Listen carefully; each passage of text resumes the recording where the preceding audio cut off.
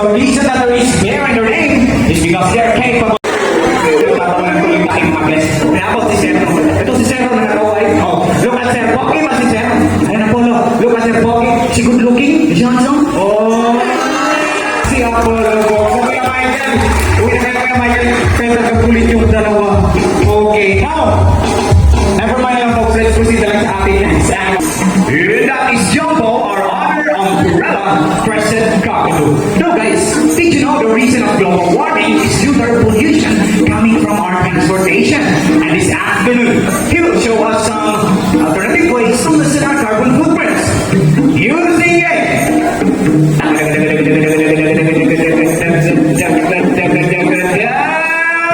Bicycle now, Jumbo. Pakita ko sa kanila mo eh. Jumbo sakay. Wait lang. Panya! So, panya yun. Power pressure. Patay pa, Jumbo. Parang lang. Good boy. Jumbo. Now, to the kids out there, or maybe sa ating mga adults who still don't know how to ride bicycle. Dati doon yung mga pag-ilusugan tayo, Jumbo.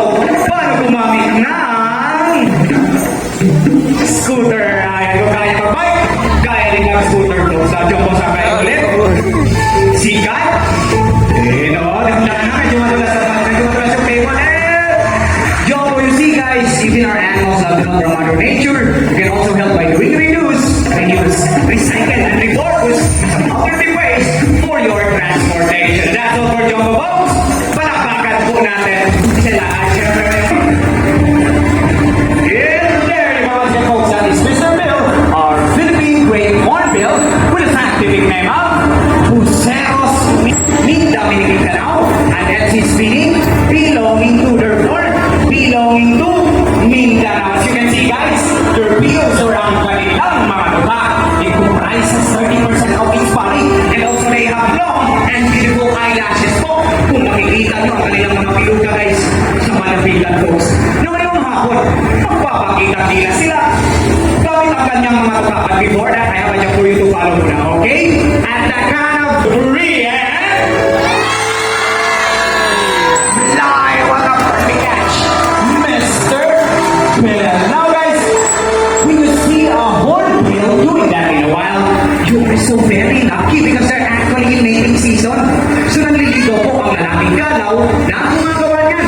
Mas maraming insekto na catch ni lalaking galaw ay mas mataas ang chance na sasagutin ni ating girl na galaw. 3 and... Lion, that is our Philippine Great Hornbill, also known as the galaw, the alarm black of the rainforest, because they make noise every morning, noon, and afternoon. Palakpakan po natin ang ating mga galaw po sa syempre, si Kuya Dexter. Ayan, now folks, what kind of animal ang kamukha ng katabi nyo ngayon? Tawag sila pamilya na. Alright, once again folks, that is Teddy or Palawan bear that will scientific name of Arcticus pinturum, locally known as pinturum guys. Now folks, did you know that their tail can act as a flip flip, meaning it is prehensile in nature? The definition of prehensile is being able to grab, so they can grab sa mga object na kasing galing lang ng ating mga kamay. Yes po, kanya-kanya ng kanilang tail, same sa mga monkeys at ipapakita yan ni Teddy ngayong hapon po. Now Teddy, baba ka na boy? Yes, there you go. That is prehensile tail in action po. You're doing that in a while to get some fruits hanging from a branch. Palakpakan po natin si Teddy guys. Now folks, may direct attention to your right na naman. That is the older brother of Teddy, na si Uno. Ayan now guys, itindihin na natin to si Uno folks sa medyo mahihayin kasi folks. Once again, we are still working with wild animals. As much as we want to train them, we don't want to change their behavior. Kung ayaw talaga mag-perform ni Uno dyan, kasi Kuya Richie na ating paakit din sa gamay folks sa pagkakamita tayong talent ngayong hapon. Now folks, the reason that there is bear in their name is because they're capable of standing up with their 2 hind legs. May mapakita yan ni Uno ngayong hapon po. Ayan, sige folks, nangyari si Susun. And there you go, that is 2 hind legs in action. Thank you so much, Uno, for showing your ability. Folks, Palawan Bear Cat, they're smells like fresh popcorn. Just po, syempre, baka natin silang lapitan na baka makakata kayo. Kasi omnivore sila, ha? Na may tanong ko sa inyo, anong klaseng hayop kumakain ng herbs or grasses? Herbivore. But how about carne or meat? Omnivores. How about herbs, grasses, at carne? Omnivores. Ito, last question. Anong klaseng hayop ang kumakain ng fruits or prutas? Ha? May narinig akong fruit salad doon sa likod. May fruit salad yung sa buka. Kayo talaga po. Okay, sino nakakataas ko? May bibigyan daw ng jacket ni Kuya Richie. Ala. Dahil siya may wala. Apoy, assignment na lang. Sige, tuturuan ko na lang kayo guys. No, folks, the correct answer is frugivore. Sige nga, matigil ka yun. Ayan, frugivore. Ang hayop na kumakain ng fruits or prutas. Once again, frugivore. Hindi patibar na. Okay, frugivore. Now, pero sige, let's proceed na mga sige, let's proceed na daw folks sa ating next animal ambassador. Alam nyo ba guys, ang ating next animal ambassador, wala talaga yung antok nyo dito folks. Ito yung artista sa amin guys. Ang itinitilian at ikinakikilikan ng ating kababaihan, the fan favorite, na sina Piolo at si Daniel.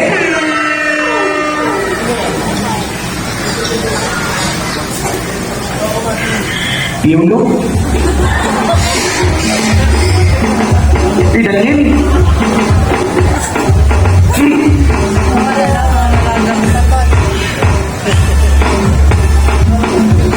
Naku, dyan ka! There you go! Relax lang kayo, folks. Relax lang kayo, ma'am. Sabi ko sa inyo, tinitilian. At pinagtitiligan ng ating kababaihan, the fan favorite, na sina Piolo at si Daniel. Kala nyo ating isa, folks. Eh, so may ahas nga lang, guys. Anyway, folks, you can touch it naman. You can hold it. Don't you worry, guys. Already try na po yan ang ating mga ahas. So, huwag kayong mag-alala. Huwag kayong matakot. Once again, pwede yung hawakan yan. Sa mga bisita natin, hindi pa nakapag-experience maghawak ng ahas. It's your time para hawakan ang ating mga ahas. Okay?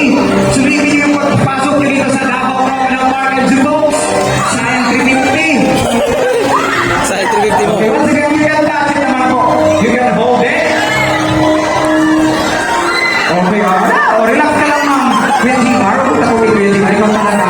Okay, asan ba si Kuya M? Ayan. Once again, guys, pwede nyo hawakan ang ating mga ahas. Huwag lang ang ating mga trainers, ha? Alright. Thank you so much, Kuya Jimar, syempre, Kuya Michael, for finding Piolo at Daniel. Now, okay na ba kayo? Relax lang po kasi kayo. Already train na po itong ating mga ahas, okay? Huwag kayong magalala, huwag kayong matakot. Now, si Ma'am daw na naka-red long sleeve. Grabe sila. Okay, dito na po tayo. Sulit ko yung pagpasok ko sa Davao Crocodile Park and Zoo. Folks, palpakan! Hindi mo nito bibila na. Si Bjorns daw. Ito, bago may costume. Asa na hindi ka. Hindi ba tayo sila na rin? Rakit! Pamailigtas ng mundo mula sa pagkawasan. Okay. Gusto mo lang yan? Ako yan, ha? Okay. Asa tao niya? Okay, now! Tipolo! Davao! Alao! Bakit? Okay? Ayan. And there you go. Once again, folks, this is our Gentle Giants. Ang ating mga Burmese python with the scientific name of Python pipittatus. They are the fourth largest species in the world because they can reach up to 24 feet long and 90 kilograms. So, Piolo at Daniel, is nasa 8 to 9 kilograms. So, medyo mabigat talaga po silang dalawa. Guys, so, sino unahin natin, kuya? Okay, sino? Tapos takot ka kasi sino? Dito tayo, ma'am. O, so, dito po tayo sa center. Okay, kaya kita pa rin dito matagdag ng mga. Pasensya nyo lang, ma'am. Sino po kasama natin? Who are you with po? Office mates. Okay, office mates. Saan sila office mates? Okay, office mates. Some people photos for her, please. Okay, guys, kita pa rin hindi matakot si ma'am. Okay, picturean po natin si ma'am, guys. Ayan na. Sakto na. Okay na daw, Kuya Michael. Kuya natin, sakto na daw. Natakot na si ma'am. Okay, relax ka lang, ma'am. And there you go. Okay, ma'am. Pwede ka na makabalik sa ito. Thank you so much po. Palakpakan po natin si ma'am, guys. Alright, ito si Kuya Woods. Okay, dito tayo, Kuya Woods. Alright, now. Kuya Woods, sino ka siya? natin kung ano yung and there you go. Alright, now, ma'am, teka lang sa beautiful photos para kay Piols din. Okay. Papa Piols, pwede kang rumampa dyan. Okay, sulitin yung pagpasok ko sa Davao Crocodile Park and Zoo. Kung sige ka magmumutya ng damo sa kuwan. Sa kuwan, sa bali araw ng Davao. Oh. Sige, rampa rin ha. Baka. Sulitin yung pagpasok ko sa Davao Crocodile Park and Zoo. Turn around. Smile. Turn around. Smile. Okay, na po yan. Alright. Thank you so much, Papa Piols, ha? Alright. No, pwede ka na makabalik sa YouTube. Thank you so much. Okay lang. Rachel, Kuya Dexter, Kuya Cyril, at syempre Kuya Gucci, with a big box, at doon sin asa si Kuya Prince. At dito sa ating karapalan si Kuya Arvin, at syempre si ating. So, once again, folks, my name is Kuya Boy. We are now Crocodile Park and Zoo, working with nature for a better future. Mabuhay pa rin, daghan kaayong salamat sa inyong tanan. Ayan. Now, like I said kanina, sa mga gustong magpa-picture sa ating animal ambassador, just form a straight line lang po dito. Okay, sa mga takot sa ass, ang para sa ating baby Rocky,